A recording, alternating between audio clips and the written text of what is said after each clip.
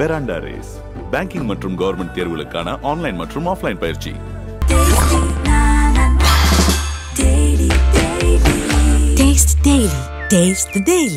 Family outing airport எப்பவுமே நமக்கு fast track தான். ரூபாய் 50 டிஸ்கவுண்ட் ஆக பெறுங்கள்.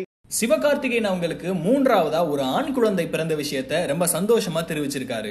ரீசெண்டா சிவகார்த்திகேயன் மற்றும் அவங்களோட மனைவி ஆர்த்தி ஒரு நிகழ்ச்சியில கலந்துருந்திருப்பாங்க. அந்த ஒரு வீடியோ பயங்கரமா வைரலா இருந்துச்சு. ஏன்னா அந்த நிகழ்ச்சியில அவங்க கலந்துருக்கும் போது அவங்க கர்ப்பமா இருக்கிற மாதிரி தான் இருந்தாங்க.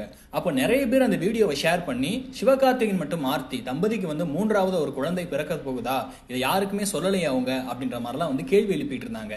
இந்த நிலையில தான் தனக்கு ஒரு ஆண் குழந்தை பிறந்திருக்கிறதா அவர் தெரிவிச்சிருக்காரு. இந்த ஜோடிக்கு கடந்த 2013 வருஷம் முதல் குழந்தை பிறந்துச்சு. அந்த குழந்தையோட பேர் ஆராதனா. கனா திரைப்படத்துல வாயாடி பெத்த புள்ள பாடல் மூலமா அவங்க மக்கள் மத்தியில கொஞ்சம் பிரபலமானாங்க. இப்போ சிவகார்த்திகேயனோட மகள் ஆராதனாவுக்கு 11 வயசு ஆகுது. ஆராதனாவை தொடர்ந்து சிவகார்த்திகேயன் ஆர்த்தி ஜோடிக்கு இரண்டாவதா ஒரு ஆண் குழந்தை பிறந்துச்சு. கடந்த 2021 வருஷம் பிறந்த அந்த குழந்தைக்கு தன்னோட அப்பா பேரான தாஸ் அப்படின்றதையும் சேர்த்து குகன்தாஸ் அப்படின்னு பேரிட்டாங்க. குகன்தாஸ சிவகார்த்திகேயன் ரசிகர்கள் எல்லாருமே செல்லமா குட்டி எஸ்கே அப்படின்னு கூப்பிட்டு வந்தாங்க. இப்போ குகன்தாஸுக்கு 3 வயசு ஆகுது. சமீபத்துல கூட அயலான் பட ஆடியோ லான்ச்ல குகன்தாஸ் மேடையில ரொம்ப கொஞ்சி செல்லமா பேசியிருப்பாங்க. அந்த ஒரு வீடியோ பயங்கரமா வைரல் ஆச்சு. இந்த நிலையில தான் தனக்கு மூன்றாவதா ஒரு ஆண் குழந்தை பிறந்த விஷயத்த ரொம்ப சந்தோஷமா சிவகார்த்திகேயன் அவங்க சோசியல் மீடியால தெரிவிச்சிருக்காங்க. அவர் வெளியிட்டிருக்கக்கூடிய போஸ்ட்ல, அனைவருக்கும் வணக்கம். எங்களுக்கு நேற்று இரவு, அதாவது ஜூன் 2 ஆண் குழந்தை பிறந்திருக்கிறான் என்பதை பெருமகிழ்ச்சியோடு தெரிவித்துக் கொள்கிறோம். ஆர்த்தியும் குழந்தையும் நலம். ஆராதனாவிற்கும் குகனிற்கும் நீங்கள் தந்த அன்பையும் ஆசையும் எங்கள் மூன்றாவது குழந்தைக்கும் தர வேண்டுகிறோம். நன்றி. அன்புடன் சிவகார்த்திகேயன் அப்படின்னு குறிப்பிட்டிருக்காங்க. இந்த ஒரு போஸ்ட் வந்ததுக்கு அப்புறமா சிவகார்த்திகேயனோட ரசிகர்கள் எல்லாருமே தொடர்ந்து அவங்களுக்கு வாழ்த்துக்கள் தெரிவிச்சிட்டு இருக்காங்க. கண்டிப்பா கூடிய விரைவில் அந்த குழந்தையோட பேர் என்ன வைக்கிறாங்க அப்படின்றத கண்டிப்பா அனௌன்ஸ்மெண்ட் பண்ணுவாங்க நம்புறோம். Let's welcome Garudan team. வணக்கம் வணக்கம் வணக்கம் வணக்கம். எப்படி இருக்கீங்க? நல்லா இருக்கு பிரதர். யா, ஸோ நான் ஃபஸ்ட்டு உங்ககிட்டேருந்தே ஸ்டார்ட் பண்ணிடுறேன். பேக் டு பேக் நல்ல ப்ராஜெக்ட்ஸ் அமையிறது ரொம்ப கஷ்டம். ஆனால் தொடர்ந்து நல்ல விஷயங்கள் நடந்துகிட்ருக்கு. தொடர்ந்து நல்ல ப்ராஜெக்ட்ஸ் உங்களுக்கு தேடி வந்துட்டுருக்கு. நீங்களும் கரெக்டான ஒரு ரூட்டில் போயிட்டுருக்கீங்க. ஸோ இந்த கால் எப்படி எடுக்கிறீங்க முதல்ல? ஏன்னா யாராக இருந்தாலும் ஒரு ஹீரோ ஆகிட்டோம் அப்படின்னே ஒரு ஆக்ஷன் படம், ஒரு பயங்கரமான பஞ்ச் டைலாக்லாம் பேசுகிற மாதிரி, இல்லைனா ஒரு கலரான ட்ரெஸ், அந்த மாதிரி ஒரு கிளாம், அந்த மாதிரி ஒரு பாதையில் போயிடுவாங்க. பட் தொடர்ந்து நான் இந்த மாதிரி நல்ல படங்கள் தான் பண்ணணும் அப்படின்னு நீங்கள் சூஸ் பண்ணுறது அது எப்படி அமையுதுன்னு? இல்லை, நல்ல படங்கள் மட்டும் சூஸ் பண்ணணும் அப்படின்னு நினச்சிட்டு நம்ம அமையிறதுக்கு எல்லாமே நல்ல படமாக அமைஞ்சது அப்படின்னு நம்ம சொல்லிட முடியாது. அது ஒரு கதை நாயகன்னா ஒரு கேரக்டராகவே நம்ம போயிட்டால் நல்லா இருக்கும்னு ஆசைப்படுறேன். அது சார்ந்து கதை கேட்கணும்னு நான் நினைக்கிறேன். அது கரெக்டாக அதுவாக அமையுது. அதான் உண்மை. ஓகே.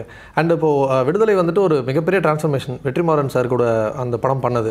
இப்போவும் வெற்றிமாறன் சார் தொடர்ந்துட்டே இருக்காரு. ஸோ உங்களுக்கும் வெற்றிமாறன் சாருக்கும் அந்த கெமிஸ்ட்ரி கண்டினியூ ஆகிட்டே இருக்குது. அந்த ஃப்ரெண்ட்ஷிப் பற்றி அண்ட் வெற்றிமாறன் சார் உங்களுக்கு அகைன் அண்ட் அகைன் நல்லது நடக்கும்போதெல்லாம் கூட இருக்கிறது எவ்வளோ சந்தோஷமாக இருக்குது? இல்லை, உண்மைக்கு அது ஃப்ரெண்ட்ஸுங்க கிடையாது, அண்ணன் சொன்னால் உண்மைக்கே இன்றைக்கி இந்தியா லெவலில் டாப் டேரக்டர்களில் முக்கியமான டேரக்டர் வெற்றிமாறன் இருக்கார். ஸோ அவர் பார்வையில் பட்டு அவர் ஒரு விடுதலையில் ஒரு கதை நாயகனாக எனக்கு ஒரு மிகப்பெரிய ஒரு வாய்ப்பு கொடுத்தாரு. அந்த வாய்ப்பை நான் இப்போவும் அதே தான் நான் தக்க வச்சுக்கிறதுக்கு நான் முயற்சி பண்ணுறேன், போராடுவேன் கண்டிப்பாக. அவ்வளோ பெரிய இயக்குனர், எத்தனையோ ஹீரோக்கள் அவர்கிட்ட நடிக்கணும் அப்படின்னு வெயிட் பண்ணுறப்ப எனக்கு வாய்ப்பு கிடச்சி அந்த வாய்ப்பை நான் ஈஸியாக விட்டுட்டேன் அப்படின்றது எனக்கு வந்துடக்கூடாது. ஸோ அதுக்காக நான் போராடுறேன். ஆனால் பட் அங்கேருந்து வந்தது இந்த படமும் கூட. ஸோ அவரோட பார்வையிலே இருக்கட்டுமே, அவரோட டீம், அவரோட ஸ்கூலில் அவரோட அசிஸ்டன்ட் டைரக்டர், ஸோ நண்பரும் கூட 2 பேரும் நல்ல ஒரே டேரக்டர் ஒர்க் பண்ணவங்க, பாலும் என்ற சார்ட்ட. ஆமாம், அதுக்கப்புறம் திருப்பி விரட்டி ஒர்க் பண்ணியிருக்காரு. பொல்லாதவெல்லாம் 2 பேரும் நல்ல நண்பர்கள். விடுதலை படத்தில் ஃபுல்லாக ஒர்க் பண்ணியிருக்காரு. அதனால நம்ம அவர்கிட்டே போயிட்டோம்னா நம்ம லெவல் என்னன்னு தெரியும். சூப்பர், சேஃபாக இருக்கலாம். யா, உங்களுக்கு காம்பினேஷன் சீன்ஸ்லாம் நிறைய இருக்குது சாரோட, அண்ட் ரொமான்ஸ் சீன்ஸ் எல்லாம் இருக்குது. ஸோ அந்த ரொமான்ஸ் சீன்ஸ் அப்போது உங்களுக்கு எப்படி இருந்தது ஃபஸ்ட்டு?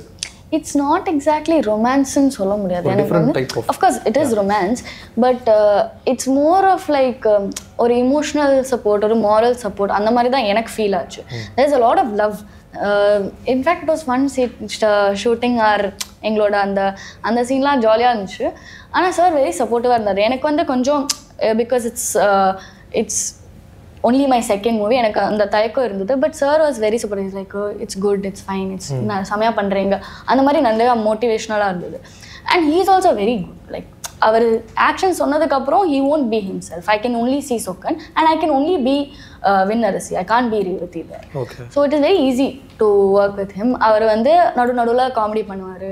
இப்போ நம்ம ரொமான்ஸ் பண்ணிட்டு இருக்கும்போது லைக் ரொமான்ஸ் சீன் பண்ணிட்டு இருக்கும்போது கூட he'll make fun of me or he'll joke and that's all like very light-hearted. It was not like work honestly. அது போய் நாங்கள் ஃபன் பண்ணி ஒர்க் நடக்கும், கரெக்டாக ஒர்க் நடக்கும், ஆனால் ஃபன்னாக இருந்துச்சு. சூப்பராக நடிக்கிறப்ப கேரக்டர்னா அதுக்காக என்ன ஃபன் பண்ணக்கூடாது இருக்காங்க. காமெடி ஃபன் பண்ண அவங்க பண்ணக்கூடாது, அவங்க பண்ணக்கூடாது. ஒரு பயங்கரமான அந்த ட்ரெய்லரில் பார்க்கும்போது ஒரு சின்ன ஒரு எப்படி சொல்றது, ஒரு ஆக்சிடென்ட் சீனு ஓகே ரொம்ப சீரியஸாக இருக்கும். ஆக்சிடென்ட் தூக்கிட்டு போகிறாங்க அப்படின்னா அந்த சீன் வந்த போது தான் சீரியஸாக இருக்கணும், அவ்வளோதானே. ஆமாம், அது கேமரா ஆன் பண்ண முன்னாடி ஃபன் பண்ணலாம், தப்பு இல்லையா, அதுக்கப்புறம் ஃபன் பண்ணலாம். அதில் என்ன வந்துருச்சு, எப்படி ஃபன் பண்ணீங்களா, செட்டில் அப்படி தான் இருப்பேன், எப்பயும் எப்படி தாங்க இருப்போம். இல்லைண்ணே நடிப்பு மாறிக்கிறப்ப ஆளாவே மாறிட்டீங்களா இல்லை அந்த டேக்குக்காக மட்டும்தானான்னு தெரிஞ்சுக்கிறது ஒரு ஆசை இருக்கு. காலாவே சார் அது ஆக்ஷன் சார், இது ஆக்ஷன் மேடம் நம்மளா வந்து பேர் விட்டுறாங்க. ஓகேண்ணே, இப்போ உங்ககிட்ட வந்து இதை கேட்டுறாங்க. நீங்கள் வந்துட்டு இப்போ நாங்கள் நிறைய காமெடி பண்ணி பார்த்துருக்கோம், ஆக்ஷன் சீன்ஸ் எல்லாம் வந்து பயங்கரமாக பண்ணிட்டீங்க, சிரிச்சுட்டே இருக்காங்க. ஆக்ஷன் சீன் வந்து பயங்கரமாக பண்ணிட்டீங்க. ரொமான்ஸ் சீன் பண்ணும்போது உங்களுக்கு அது கஷ்டமாக இருந்ததா இல்லை ஆக்ஷன் சீன்ஸ் கஷ்டமாக இருந்ததா? மறுபடியும் ஆக்டர் நான் எது வேணா பண்ணிட்டேன்னு சொல்லிடுவேன், பட் இருந்தாலும் சொல்லுங்க. பார்க்கப்படுறது ரெண்டுமே ஓகே, ஈஸி தான். என்னன்னா எனக்கு ஆக்ஷனும் ஓகே, அவங்க சொல்கிறத நான் பண்ணிட்டு நினைக்கிறேன். எனக்கு அது எவ்வளோ சின்ன சின்ன கஷ்டங்கள் இருந்தாலும் அது எனக்குள்ளே ஓகே. பட் அவங்க எதிர்பார்த்தா நான் பண்ணிட்டேன். லவ் சீன் வந்து பயங்கரமான ரொமான்ஸ் அப்படி இது வரைக்கும் இது அமையலை. நீங்கள் விடுதலையில் பார்த்துருப்பீங்களா, சும்மா ஒரு பார்க்குறது, கிட்ட போகிறது, ஒரு மீட் பண்ணுறது, பேச ஒரு தயக்கம் வருது, இப்படி தான் இருந்துச்சு. இங்கேயும் கூட அப்படி தான் இருந்திருக்கும். ஆமாம், கொஞ்சம் அதை விட இன்னும் கொஞ்சம் இருக்குது. பட் நீங்கள் நினைக்கிற பயங்கரமான ரொமான்ஸ் அப்படி எதுவுமே இல்லை. ஒருவேளை அப்படி வந்தால் தெரியும் எந்த அளவுக்கு நான் பண்ணுறேன்னு தெரியும். ஒரு கூட சீக்கிரமே கொடுத்துருங்க. ஆமாம், நம்பிக்கை இருக்குன்னு நினைக்கிறேன், பார்ப்போம். பட் ஆக்ஷன் சீன்ஸ் பொறுத்த வரைக்கும் இப்போ விடுதலையில் பார்த்தோம் நிறைய ரிஸ்கான ஸ்டன்ட்ஸ் எல்லாம் பண்ணியிருந்தீங்க. இதுலேயுமே வந்து நிறைய அந்த மாதிரி சீன்ஸ் இருக்குன்னு தெரியுது. ஸோ இதுலேயும் அடிபட்டது ரொம்ப கஷ்டமான சீன்ஸ்லாம் அதில் ஃபுல்லாக மேலே டாப்லேயே இருந்துச்சு. மேலே ஃபுல்லாக வந்து மேலே ஏர்லேயே இருந்து ஃபுல்லாக இதில் வந்து ஃபுல்லாக கிரவுண்டில் தான். நம்ம இதுலேயும் கொஞ்சம் நிறையா லொக்கேஷனில் கொஞ்சம் அடிக்கடி வாங்காமல் கொஞ்சம் ரத்தங்கள் இருக்கத்தான் செஞ்சிச்சு. சரி, அது ஓகே, கொஞ்சம் ஓகே மஸ்ட் நைஸ் அப்படியே தனியாக போயிட்டு ஹஸ்டண்ட் கூப்பிட்டு இங்கே அங்கே அமுக்கடா அம்மா முடியும் சார் கூப்பிட்றாங்க. சார் ரெடி மாஸ்டர் ஒன்றும் இல்லை மாஸ்டர் வந்துடுது. சூப்பர். எந்த அளவுக்கு கேரக்டருக்காக நீங்கள் கஷ்டப்படுறீங்க அப்படின்னா, அடுத்த படத்தில் வந்துட்டு தொண்டை வந்துட்டு கரெக்டாக இருந்தது, ஆனால் எனக்கு அந்த மாதிரி டேமேஜ் ஆகணும்னு சொல்லி நீங்களா கேட்டு வாங்கி நடித்ததெல்லாம் வந்து கேள்விப்பட்டோம். உண்மைதானே அது? டாக்டர் கிட்ட போய்ட்டு என் தொண்டையை ரிப்பேர் பண்ணி கொடுங்கன்னே கேட்டிங்களா? டாக்டர் வந்து இந்த மாதிரிலாம் யாரும் கேட்டதே இல்லைன்னு சொல்லி அதெல்லாம் எப்படி நடந்தது? ஏன் அந்த மாதிரி அந்தளவுக்கு பண்ணுறீங்க? இல்லை அதான் கேரக்டருக்கு தேவைப்பட்டுச்சு. டேரக்டர் இப்படி வேணும்னு சொல்லலை. ஆமாம், அந்த கேரக்டராக ஏன்னா அது ஸ்பாட் லைவ் ஆடியோ, டப்பிங் கிடையாது.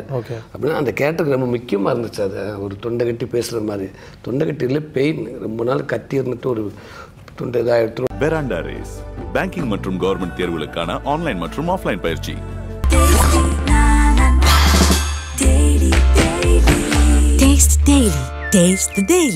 ஃபேமிலி அவுட்டிங் ஏர்போர்ட் எப்பவுமே நமக்கு ஃபாஸ்ட் ட்ராக் தான். ரூபாய் 50 டிஸ்கவுண்ட் ஆக பெறுங்கள்.